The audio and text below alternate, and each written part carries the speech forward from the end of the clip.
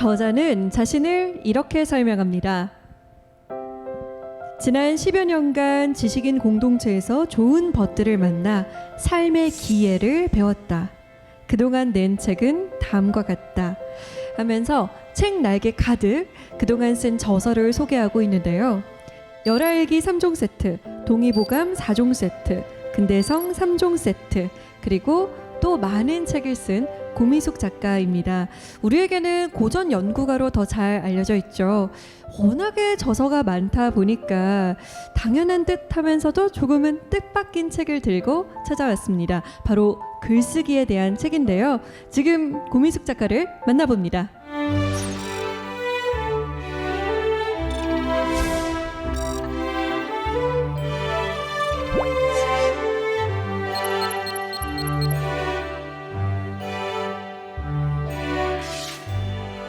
오늘의 주제가 글쓰기, 그 통쾌함에 대하여입니다. 네. 저도 글쓰기를 뭐 일기도 써보고 이것저것 써봤지만 쓸 때마다 매번 피하고 싶거든요. 그리고 좀 힘들단 말이에요. 선생님께서 말씀하시는 통쾌함은 어떤 의미일까요? 살아있으면 이제 뭔가를 창조해야 돼요.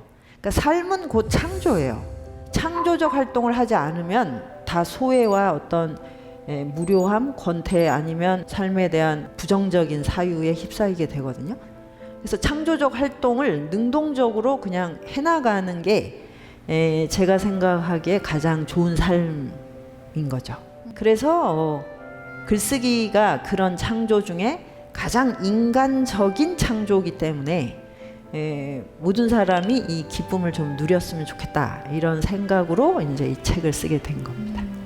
사실 저뿐만 아니라 많은 분들이 글쓰기 하면 피하고 싶다라는 생각을. 근데 사실 또 되게 하고 싶어해요. 맞아요. 네. 피하고 싶으면서도 또 하고 싶거든요. 그래서 굉장히 딜레마에 빠지게 되는데 오늘 선생님의 강연을 듣고 나면 그 딜레마에서 벗어나서 아마 결단을 내리지 않을까 싶습니다. 기꺼이 받아들이게 될 겁니다. 네.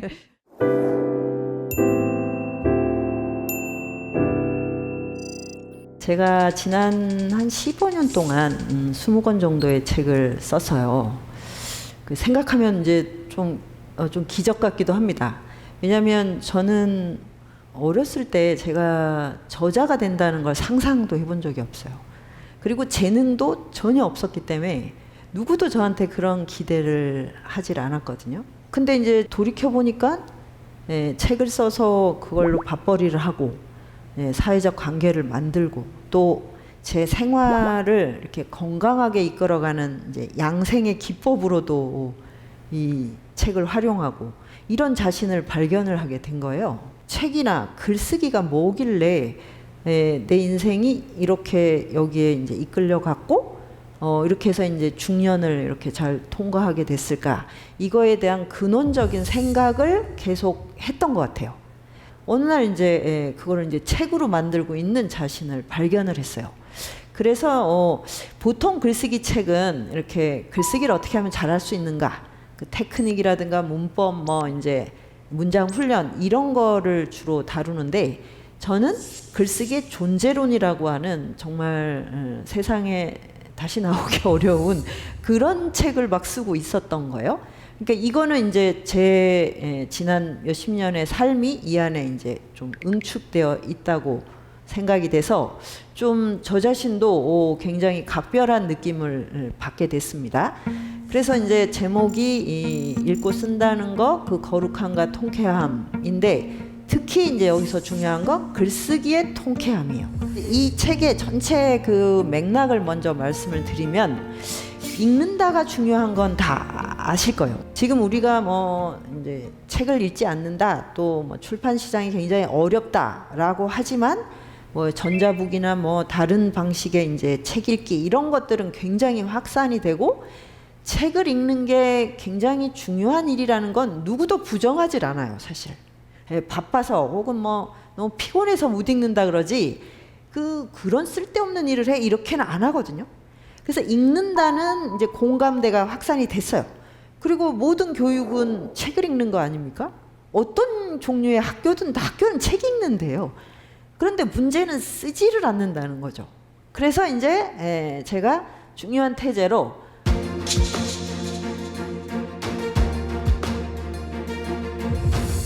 읽으면 써야 된다. 이제 이거를 이제 환기를 한 거고, 두 번째로 그러면 얼만큼 읽어야 쓰는가? 그래서 또 그 다음에 이럽니다. 아직 좀 더 읽어야 돼요. 아직 뭐 충분하지 않아요. 이 얘기도 되게 많이 하세요. 그러면 대체 얼만큼을 읽어야 나는 이제 써도 돼 라고 할까요? 그것도 되게 막연하지 않습니까? 그리고 그렇게 생각하면 50, 60, 70대가 돼도 못 쓸 것 같아요.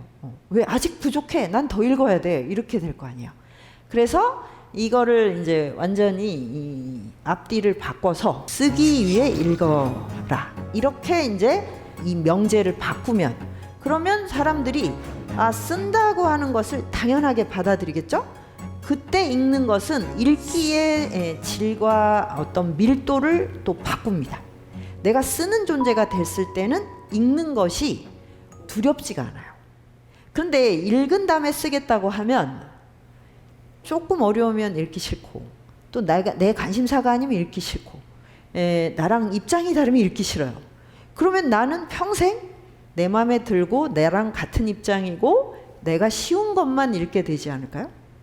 그러면 독서 영역도 굉장히 줄어들죠. 그래서 쓰기 위해 읽는다. 이렇게 바꾸면 나는 무언가를 쓴다는 건 새로운 걸 창조하는 거기 때문에 그때는 개척을 해야 돼요. 내가 어려운 거, 또 내가 나하고 의견이 다른 거, 내가 지금까지 생각하지 못했던 거, 이런 것을 읽으려고 하게 됩니다. 그래서 쓴다를 먼저 앞에 둬야, 그래야 읽기도 달라진다. 이제 요것도 제가 느끼게 된 거죠. 그러면 한 단계 이제 더 가는 거예요. 인간은 왜 읽고 써야 되지? 그리고 읽고 쓴다는 것은 너무나 보편적 활동인 거예요. 그러니까 재능을 필요로 하지 않는 활동. 노래나 춤은 재능이 있어야 됩니다. 스포츠도 재능이 있어야 돼요.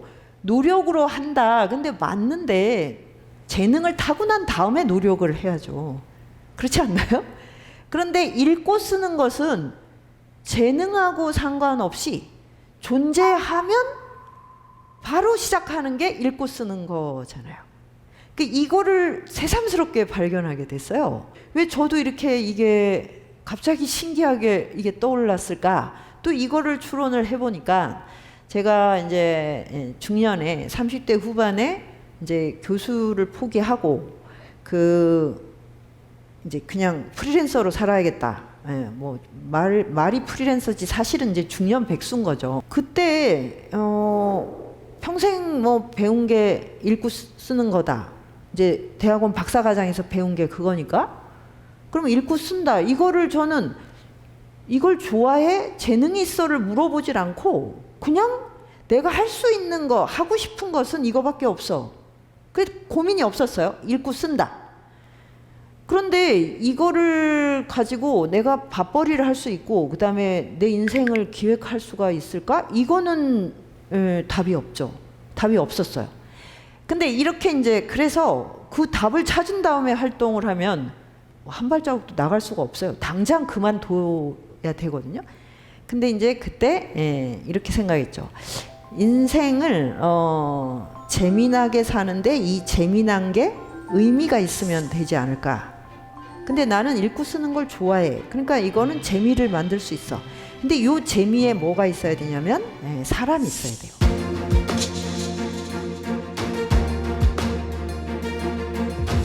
그래서 제가 이제 지식인 공동체라는 걸 시작을 했어요. 그래서 이제 일단 저랑 같이 읽고 쓸 사람들을 불러 모았어요. 다행히 이제 그런 중년 백수 엘리트들이 많아서 이제 몇 명이 모였어요. 모여서 같이 읽고 쓰게 되면 되게 재미가 있어요. 혼자 집에서 이게 읽고 쓴다 그러면 생각만 해도 뭔가 이렇게 체할 것 같지 않습니까? 막 고독하고 막 실존적인 막 글쓰기 막 독서 철학 막 이런 거 멋있기는 한데 재미는 하나도 없을 것 같은 느낌이 들지 않습니까? 그래서 저는 그렇게 멋진 지식인은 절대 되고 싶지 않았고 그냥 재미나게 일상을 꾸려가고 싶다. 그러려면 친구가 있어야 돼. 그게 이제 제가 수의연구실에서 지금 가미당까지 오게 된 내력이에요.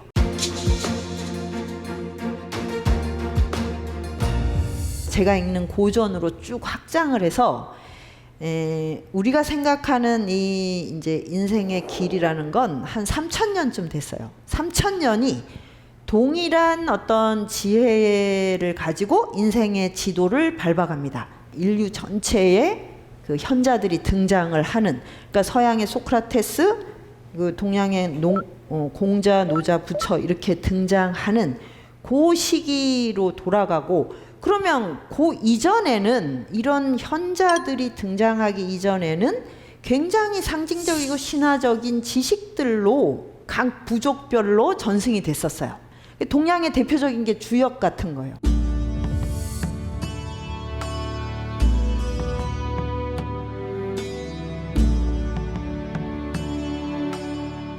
인간의 그 존재의 상태로 돌아가 보면 인간은 하늘과 땅 사이의 존재라고 하는 게 등장을 해요. 그래서 이 직립이 되게 중요합니다. 인간만 직립을 하잖아요. 그럼 직립의 의미가 뭐냐면 하늘과 땅 사이의 존재라는 거예요. 그러면 인간이 그때 직립한 다음에 뭘 하냐면 관천문 찰지리를 하는 거예요. 저게 뭐냐면 천문을 보고 지리를 탐구한다는 거예요. 그걸 관찰이라고 해요. 우리가 뭘 잘 관찰해봐 이렇게 말하잖아요. 지금 그게 저렇게 거룩한 뜻입니다. 예. 하늘의 무늬를 보고 그 징조를 읽어내는 거예요. 그걸 보고 아, 땅의 변화네, 땅이 어떻게 변하지, 이치를 탐구하면 우리가 쓰는 이 역법이 나옵니다. 우리가 지금 경자년이 됐다. 이 경자년이란 이름이 어디서 나왔겠어요? 천문지리를 관찰해서 나온 거예요. 그렇게 인간이 이름을 부여한 거예요. 그게 없으면 아직도 그냥 내일 해가 뜰까? 이렇게 고민해요. 초기 원시인들 그렇게 했거든요. 내일 꼭 해가 뜨게 해달라고 그 석양이 지는 바닷가에서 기도를 했어요. 내일 해가 뜬다는 보장이 없잖아요. 근데 우리가 관찰을 했기 때문에 1년이라는 사이클도 나오고 이런 절기도 나오고 양력도 나오고 이렇게 나오는 거예요.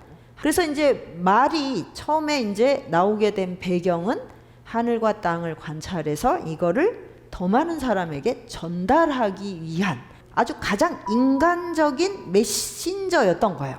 그러니까 초기 경전 같은 걸 보면 말이 말로 계속 전승이 됩니다. 그러니까 뭐 불경이든 논어든 다 그 이제 스승이 한 말을 제자들이 듣고 누군가에게 또 전승 이렇게 한 거예요. 성경도 그렇고 다 그렇습니다.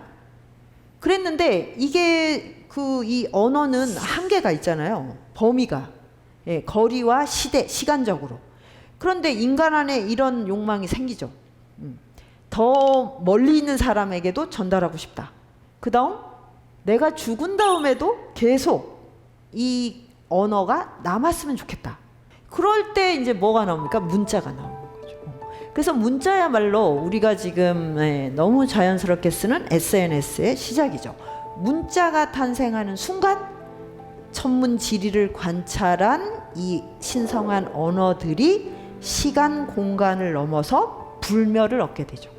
그래서 우리는 지금 가만히 앉아서 몇천 년 전에 그런 인류의 지혜를 그냥 지금 접할 수 있게 된 거예요. 이 생각을 하면 소름 끼치지 않습니까? 저는 그 생각할 때마다 그냥 막 뭔가 착한 일을 해야 돼. 이건 내가 이런 책을 내가 어떻게 가만히 앉아서 누워서 이렇게 널브러져서 읽을 수 있는 이런 은총을 받고도 내가 이렇게 막 살면 안 되는데 이런 자각을 늘 하게 됩니다. 너무나 경이로운 일이에요. 그러니까 왜 문명권이 다 문자로 됐는가?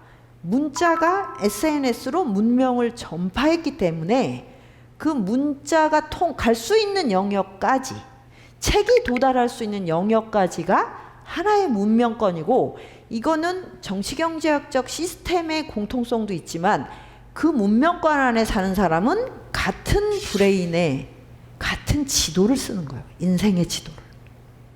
우리가 너무 당연하게 생각하는 삶에 대한 뭐 이런저런 공식적인 규범은 다 그 문자가 전달된 그 바운더리 안에서 통용이 되는 거예요. 근데 이제 지금은 뭐 글로벌해졌으니까 이 모든 문명권을 다 아우를 수 있게 된 거죠. 사실은 문자가 이제 언어 다음에 정말 전 인류를 이렇게 묶어주는, 연결해주는 그런 이제 고귀한 역할을 했다면, 이 문자를 또 완전히 대중화할 수 있었던 건 책이 탄생. 종이가 발명이 돼야 이게 이제 책이 되잖아요. 그 전에는 죽간 같은 데 쓰고 뭐 양피지 뭐 이런, 그래서 그걸 구할 수조차가 없어요. 이게 이제 나무가 인류에게 준 최고의 선물이거든요. 그러면 저 나무로 종이를 만들어서 책을 이렇게 보편화할 수 있게 되었기 때문에 보통 사람도 책을 만질 수 있었어요. 그 전에는 뭐 인도의 브라만, 뭐 중국이나 조선도 사대부, 이런 특권층에는 책을 만지지조차를 못합니다. 그 나머지는 뭐냐면 책을 읽은 사람이 말해주는 걸 듣고 오륜을 지켜야 되는구나. 그러니까 이제 당연히 그 사대부나 귀족은 남성이잖아요. 여성은 책을 못 읽고 문자를 못 썼으니까 남성들이 하라는 대로 할 수밖에 없는 거예요. 그러니까 이런 식의 신분과 성적 차별, 이 모든 걸 타파한 건 책이 있어서예요. 책이 없다면 지금 누군가 읽은 사람한테 가서 또 물어봐야 됩니다. 자, 그래서 이제 이 천문지리를 관찰했던 그 이제 인생의 지도가 전 인류에게 보편적으로 보급이 됐다. 그러니까 이제 우리가 요약하면 책은 정말 신이 있다면 신이 인간에게 준 최고의 선물이다. 버지니아 울프가 쓴 글 중에 천국에 가면 어떤 선물을 받나? 책을 받는다는 거예요. 그럼 좀 가기 싫어하더라고요. 그 얘기했더니.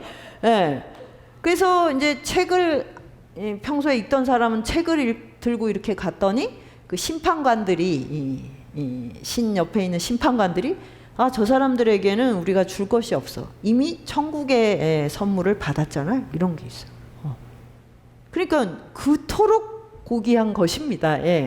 그리고 또 제가 놀란 건 우리나라가 한 10년 전부터 대학 밖에 인문학 공간이 대폭 늘어나서 도서관도 너무 많아졌고, 그 다음에 지역사회에도 인문학 공간이 옛날엔 상상할 수 없을 수준으로 늘어났거든요.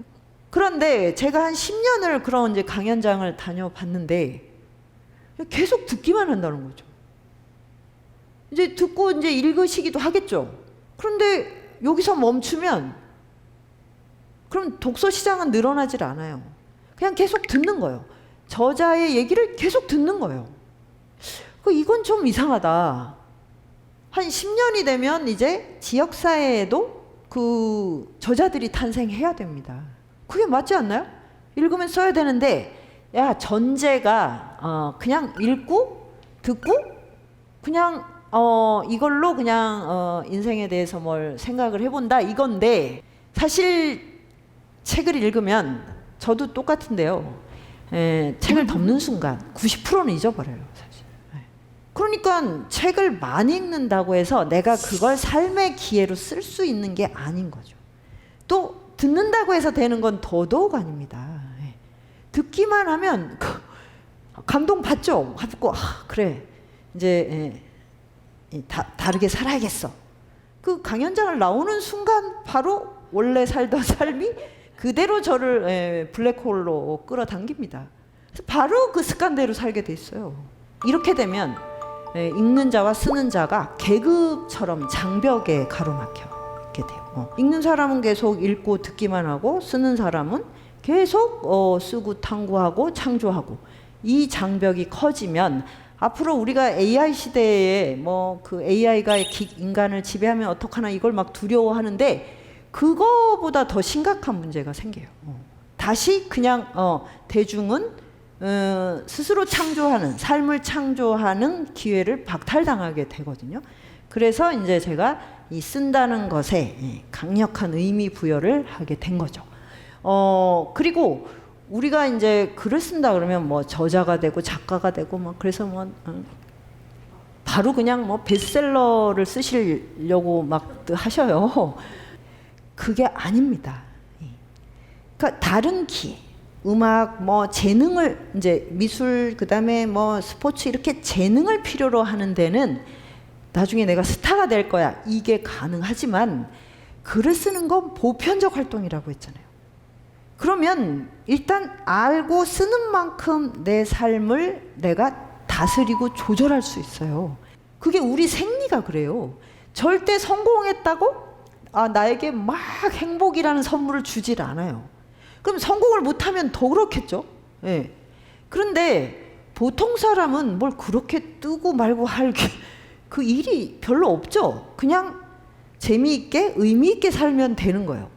그러면 재미있고 의미있게 살려면 내 뭔가 마음이 막 카오스로 막 이렇게 혼란스러울 때 거기에 딱 기준을 부여할 수 있어요.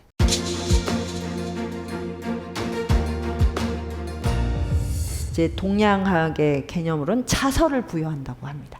차서가 순차, 그러니까 이제 시간적인 순서와 공간적 질서를 합친 말이에요. 시공의 기준을 잡는 거죠. 내가 이 자리에서 뭘 해야 되는지를 바로 아는 거. 예. 그러기 위해서는 뭔가 마음을 계속 다잡고 일상의 패턴을 이렇게 조율하는 게 있어야겠죠? 그거에 가장 좋은 게 읽고 쓰는 거, 쓰는 것이라는 거죠. 내가 읽은 걸 서로 주고받는 현장이 있어야 되고 쓴 거를 읽어주는 대상이 있어야 돼요. 일단 같이 읽어주고 그 다음에 독자, 보이지 않는 독자를 만나는 거예요. 그러니까 이 말의 현장이 있어야죠. 그러면 여기 생각과 말이 결합을 해서 이게 창조가 되려면 손을 써야죠. 그러니까 예전에 붓글씨로 쓰든 지금 노트북을 쓰든 모든 건 손으로 해야 돼요. 손이 또 다른 뇌예요. 그래서 이 뇌, 말, 혀죠. 혀. 네. 혀도 운동을 해야 됩니다. 운동. 그러고 손 안에 뇌 신경이 같이 연결돼 있다고 하거든요. 그래서 노트북을 딱 펴야지 이렇게 생각이 떠올라요. 예, 정말 신기하게. 그러면 갑자기 손에서 뭐가 이렇게 레이저가 나오듯이 손이 막 생각을 하는 것 같아요. 그러니까 도대체 생각이 어디 있는가? 이런 이제 질문을 하게 되죠. 그래서 이 세 개를 이렇게 순환시키는 그럴 때 우리는 몸이 굉장히 생리적으로 활발하고 명랑하고 편안해진다. 그래서 이제 이게 유쾌한 삼중주라고 하는 겁니다. 예. 그럼 이제 이 존재론적인 차원에서 생명이랑 무엇인가가 연결돼 있는데 생명은 에로스적 창조의 산물이에요. 누군가가 사랑해서 그 사랑이 이런 생명을 창조한 거예요. 그럼 생명력이 또 에로스예요. 우리도 에로스야. 근데 이 에로스가 생식만 하는 게 아니잖아요. 아이만 낳는 걸로 쓰는 게 아니라 세상 속으로 나가서 친구를 만나고 뭐 뭔가를 알아가고 그 다음에 또 뭔가를 만들어내고 이렇게 하는 것도 다 에로스거든요.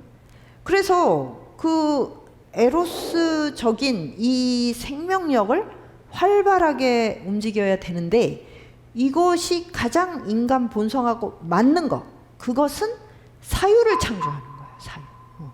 그리고 예전에는 여성들이 왜 글쓰기나 아니면 이 지식을 창조하는 데서 소외가 됐냐면 남성이 그걸 독점하기도 했지만 여성은 아이를 굉장히 많이 낳았어요. 아이 낳는 일이 가임기 때는 거의 대부분 여성의 일이었잖아요. 남성들은 아이를 못 낳기 때문에 사실 뭔가라도 창조해야 되니까 가치를 창조한 거예요. 가치, 삶의 가치. 그렇게 분업이 됐던 것이 이게 남녀 위계로 됐기 때문에 우리가 가부장제나 이제 여성에 대한 억압이었던 거예요. 그러면 지금은 여성들이 이렇게 아이를 뭐 낳아야 될 이유도 없고 뭐 낳고 싶지 않다 그러면 안 낳을 수 있잖아요. 그러면 이 창조적 에너지는 어디로 가야 됩니까? 그거를 뭔가 대체할 수 있는 게 있어야만 그래야 이 삶이 소외가 되지 않아요.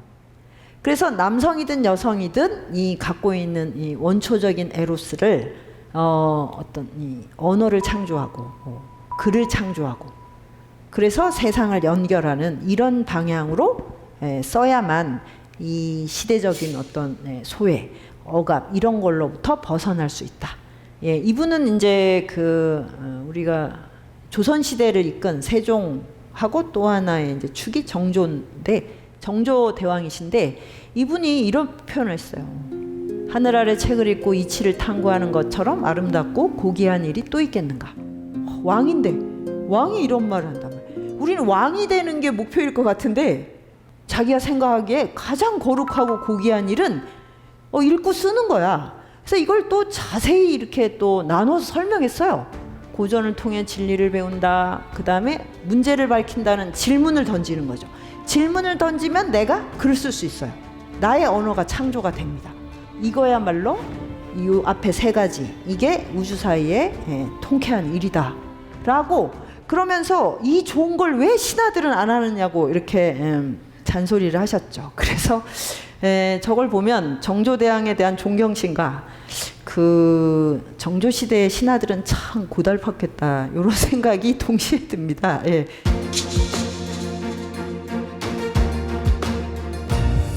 실전으로 들어가서 그럼 어떻게 해야 글쓰기를 잘할 수 있느냐. 글쓰기가 어렵다 힘들다 그 어려운 걸 왜 막 뭐 농사 짓는 것보다 힘들다 뭐 이런 분도 있고 자, 뭐 엄청난 이제 기업을 이룬 CEO도 세상에 자기가 태어나서 이렇게 힘든 일 처음 해봤다 막 이런 토로를 하시는데 근데 잘 쓰고 싶다가 뭐냐면 빨리 잘 쓰고 싶다예요. 그리고 이 잘도 자기를 성찰하고 뭐 세상을 통찰하고 이게 아니고 남들이 막 잘 썼다고 해주는 걸 원하는 거예요. 그럼 될 리가 없죠. 그러면 너무 힘듭니다.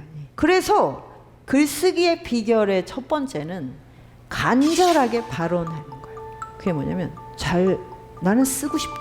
그래서 내 본성 안에 있는 쓰기의 열망을 끌어내야 돼요.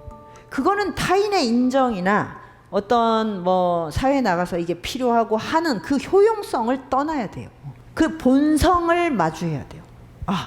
원초적으로 인간은 쓰는 존재구나. 언어를 창조해야 되는구나를 알고 원해야 됩니다. 그러면 집중력이 생겨요. 이게 핵심이에요. 그러면 뭐 너무 막연하지 않나? 막연해도 어쩔 수 없어요. 이렇게 시작을 해야만 아주 길게 양생에서 구도로 나아가는 그런 길까지 밝힐 수가 있는 겁니다. 자기 언어를 창조하는 게 세상에 이렇게 힘든다는 걸 경험을 해봐. 그러면 어떻게 하냐면 정말 하고 싶다가 이렇게 발생해요. 언어를 창조해야 되니까 내가 써봤더니 너무 진부한 거야. 나는 되게 막 건전한 민주시민으로서 막 뭐 이런 생각을 한다고 해서 써놨더니 읽어. 그럼 다른 사람들이 너무 재미없어. 충격받죠? 내가 사유를 너무 게으르게 했구나. 생각이라는 걸 별로 안 했구나. 그냥 막 했구나. 그때 자기 사유가 얼마나 헝클어져 있는지를 알게 돼요. 그래서 이 사유하는 거를 그때부터 시작합니다. 글쓰기를 안 하면 사유의 패턴을 바꿀 계기가 없어져요. 그래서 이제 이거를 전환을 해야 돼요. 그러면 당연히 일찍 일어나고 일찍 주무십니다.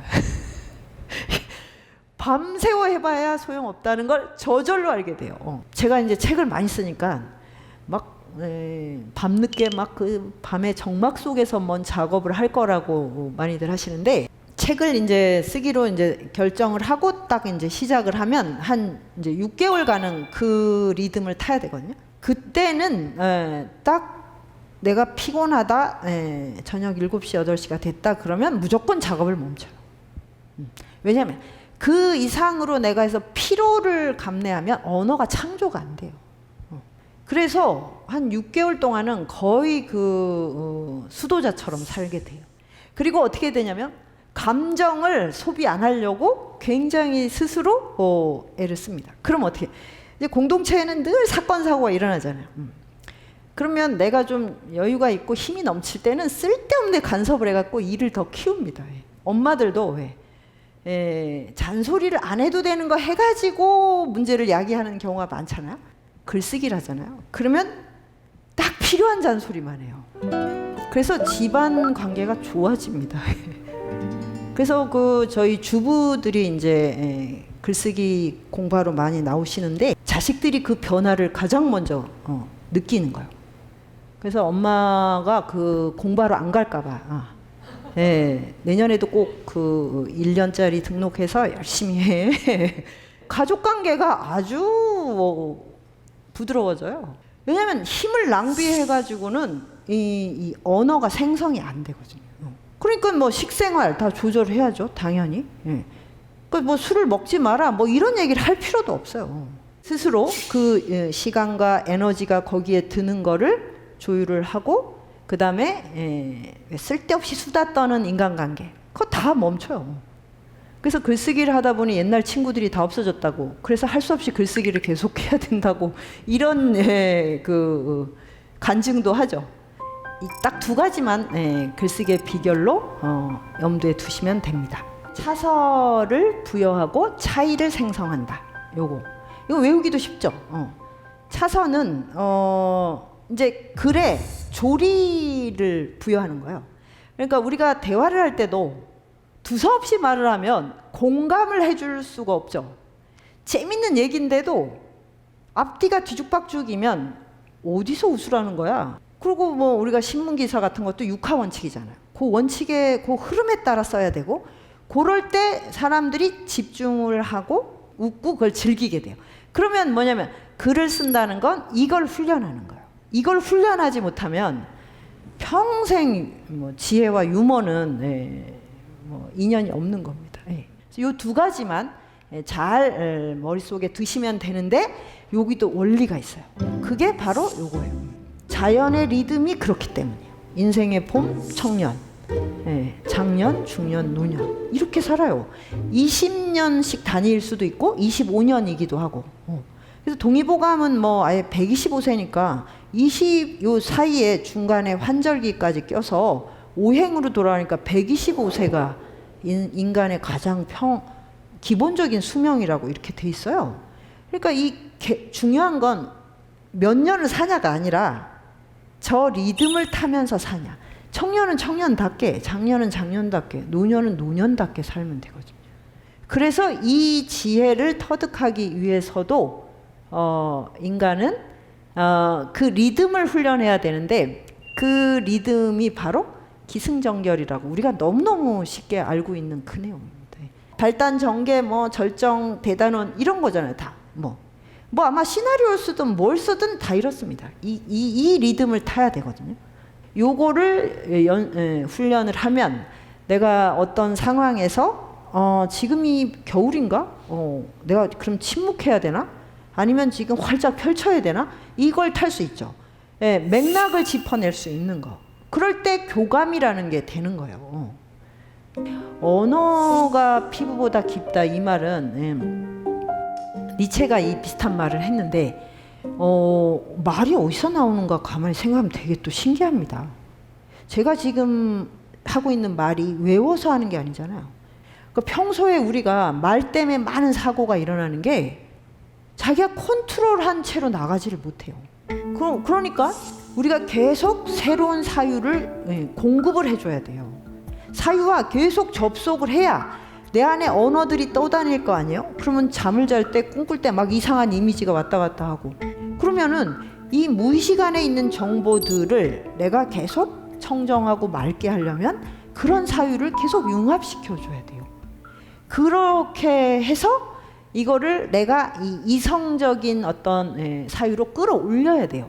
그거를 밖으로 표현해내면 너무 새롭고 재미있는 언어네. 이럴 때 사람들이 귀를 기울입니다. 글을 쓰고 싶다고 하는 마음을 이끌어내서 받아들이는 거, 그리고 거기에 그냥 집중하는 거, 나의 그 개성이 드러나는 그런 언어를 창조할 때 그 기쁨이라는 건 정말로 무엇하고도 바꿀 수가 없죠. 그래서 요 문장은 이 천지만물이 얼마나 많은 차이와 다양성이 있는가에 대한 글인데, 18세기 조선의 가장 특별한 저자였던 이옥이라는 분이 있어요. 여성이 아니에요.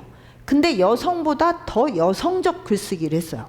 이런 분이 조선시대에 있었다는 것도 너무너무 신기한데, 불행하게도 아직 그렇게 대중적으로 알려지질 않아가지고 이분의 그 글은 도대체 언제 이 세상에 퍼질까, 이게 정말 좀 안타까운 지점인데, 너무 특별하고 너무 개성이 넘쳐서 깜짝 놀라실 거예요. 이 문장의 특성에 걸맞는 목소리로 낭송을 해야 더 감동이 클 것 같아서 제가 읽는 것보다 강다솜 아나운서가 읽어주시면 고맙겠습니다.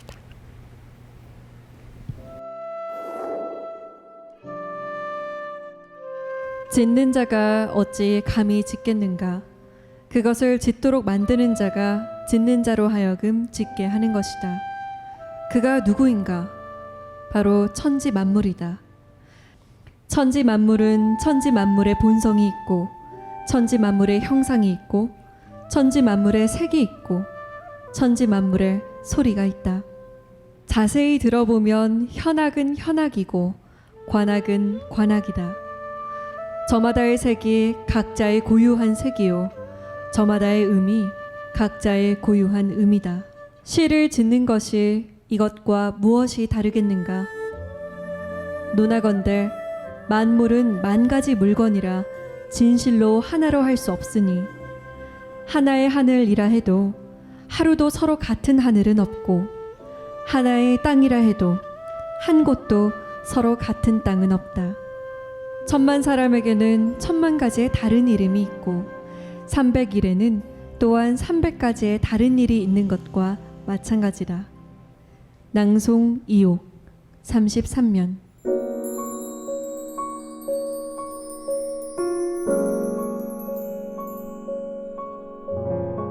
선생님의 강연을 듣고 나니까 진짜 지금 당장 뭐라도 좀 써야 될 것 같은 그런 생각이 드는데요. 우리 함께 들으신 분들은 어떻게 들으셨는지 궁금합니다. 질문을 한번 받아볼까 해요. 글쓰기 초보인데 알려주실 수 있는 꿀팁이나 비법 같은 건 없을까요? 어느 정도가 초보인 거야? 완전 생 초보예요.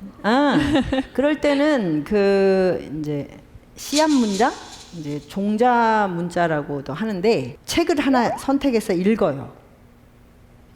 왜냐면 내가 이제 생각하는 게 이렇게 잘 이렇게 조리가 잡혀 있지가 않기 때문에, 내 생각을 그냥 쓴다 그러면 정말 의식의 흐름의 기법처럼 막 써서 내가 무슨 말인지 모르게 되거든요. 그래서 이제 내 문제의식과 관계된 어떤 책을 읽고, 그 중에서 눈에 딱 들어오는 문장, 하나든 뭐 한 단락이든 그거를 딱 선택하는 거예요. 그래서 그걸 놓고 이제 생각을 하는 거예요. 그러니까 왜 이 문장이 내 머릿속에 이렇게 쓱 들어왔지? 그러면 요걸 떠오르는 것들을 정리를 해보는 거죠. 그래서 그걸 한 단락, 그러니까 A4 반장 정도. 원래 글쓰기 이제 훈련할 때 처음에 다 그런 식으로 시작을 합니다. 그러면 이제 그 반 페이지, 그 분량 안에서 순서 잡고, 그 다음에 이제 좀 나의 개성 있는 언어를 이렇게 만들어내는 걸 훈련을 한번 해보는 거예요. 그러면은 그런 훈련을 통해서 조금 쓰기 시작은 했는데, 어쩐지 남에게는 못 보여줄 것 같고, 또 아무리 써도 완성이 안 된 것 같고, 그럴 때는 어떻게 해야 되나요? 그럴 때일수록 보여줘야 돼요.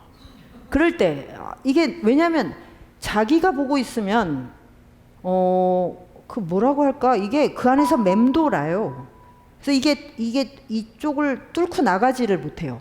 그건 누구나 다 똑같거든요. 그래서 일단 뭐 가까운 내가 믿을 만한 누구, 뭐 가족이든 친구든 이렇게 들려줘서 이제 읽어보라고 해서, 아니면 내가 읽어줘도 돼요. 이렇게 읽어줘서 무슨 얘기인지 알겠는데 재밌어 라고 하면, 근데 뭔가 조금 어디가 이상해, 이런 거를 피드백을 받는 거예요.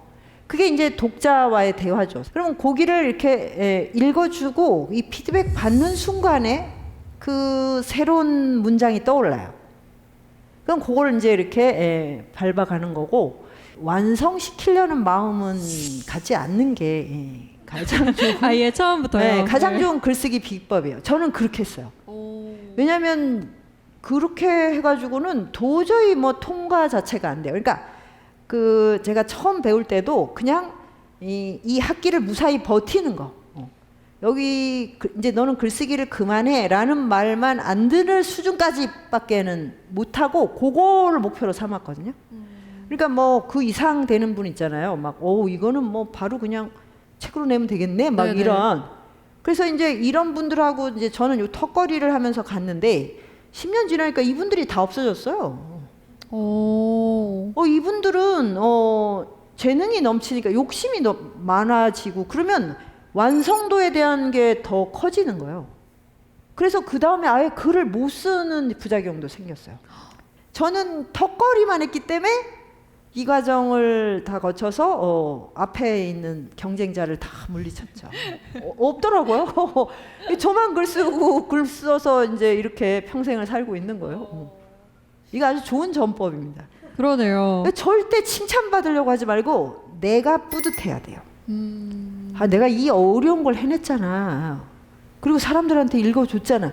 이게 굉장한 자산입니다. 질문을 한 번 더 받아볼까 합니다. 강연을 들어보니까 글 쓰는 게 이제 수행의 한 방법 같은데 반대로 글을 쓰지 않고는 살 수 없는지. 글을 쓰지 않고 못 사는 건 아니죠. 살기는 사는데 저의 그동안의 경험으로 이제 되짚어 보면 처음에는 이제 저처럼 이제 읽고 쓰는 것밖에 할 수 없는 사람들이 하고 또 석사 박사 학위를 연마한 사람들만 하고 이렇게 생각을 했어요. 저는 이제 계속 읽고 쓰고 그걸로 이제 밥벌이도 하고 이제 사람도 만나고 이 세상과 대화를 하고 이렇게 했는데 다른 직업을 가진 사람들, 너무나 훌륭한 직업을 많이 가진 분들이 나이가 들면 그 직업에 대한 다 소외와 허무가 생겨요. 그러니까 저는 점점 만족스러워지는 거예요. 제 삶이. 지금도 좋고 나중에도 죽을 때까지 이거 왜 다른 거 하고 싶지가 않아. 이거고 그 다음에 나한테 너무 이로운데 누구한테도 권할 수 있는 일이잖아요. 근데 그런 일이 있어요? 그런 노동이? 여기 방송하시는 분들은 친지들에게 절대 권하고 싶어 하지 않을 것 같은데. 예? 힘들잖아요. 그죠? 그렇죠. 다 권해요. 다 네. MC가 돼. 나 같은 아나운서가 돼. 이렇게 못하지 않나요? 네. 네. 보통 다 하지 말라고 권유를 하고 그렇죠. 있어요. 네. 근데 사업하는 분들도 그러고 다 그래요. 정치하는 분들은 더 하겠죠. 자식한테만은 이렇게 하라고 하고 싶지 않아 이러잖아요. 근데 저는 누구한테나 다 하라고 할 수 있어요. 이걸 해야 된다고. 그리고 공자, 노자, 소크라테스 이런 인류가 스승으로 삼는 모든 분은 결국 읽고 쓰는 일밖에 하지 않았어요. 우리가 인류의 현자라고 하는 분들이 예를 들면 지금 뭐 이제 교황이든 그 프란시스코 교황이든 달라이라마든 또 누굽니까 크리스나 무르티 같은 또는 간디 같은 그분들이 한 일상은 다 읽고 쓰는 거예요. 그리고 전 세계인을 향해서 말하는 거고.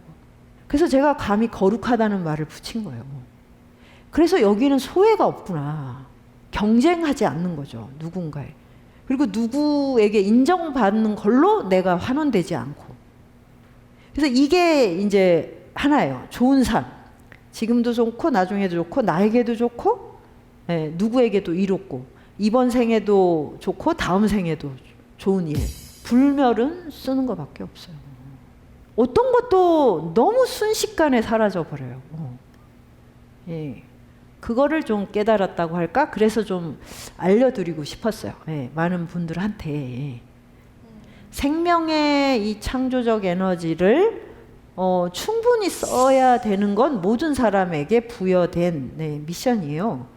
그런 일로 남을 피곤하거나 해롭게 하지 않으면서 나를 충만하게 하는 일, 이 일은 읽고 쓰는 것이다. 저는 감히 그렇게 말하고 싶습니다.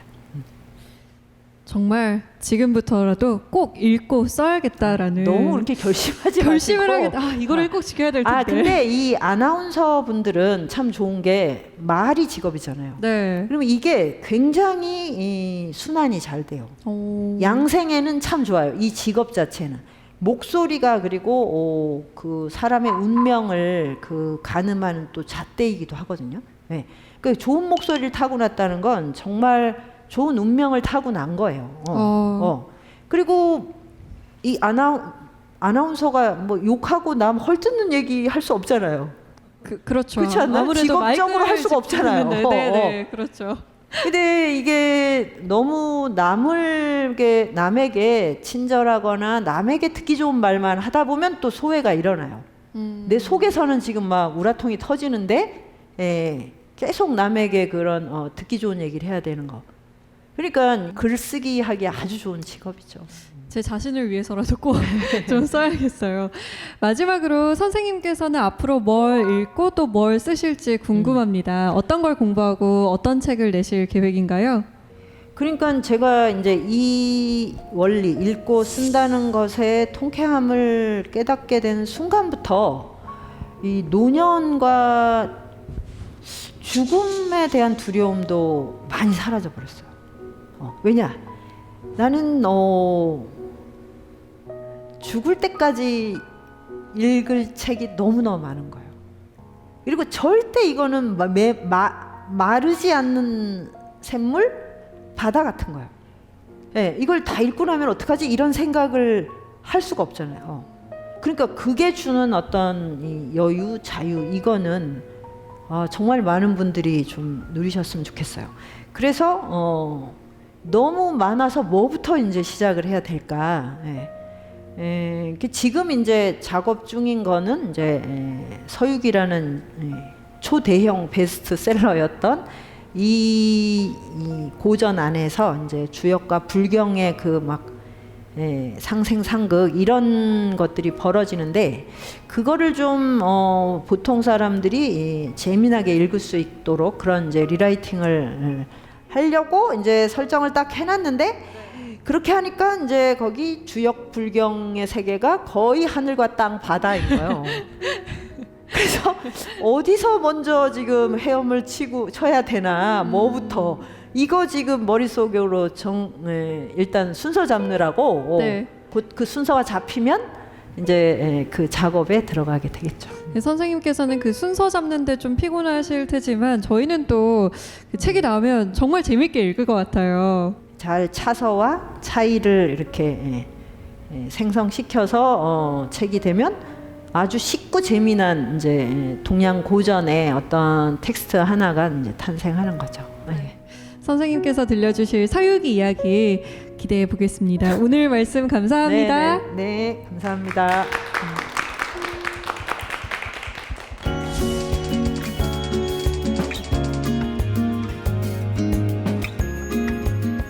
세상의 많은 향수 중에 가장 향기롭다고 꼽히는 향수는 발칸 산맥의 장미에서 추출된다고 합니다.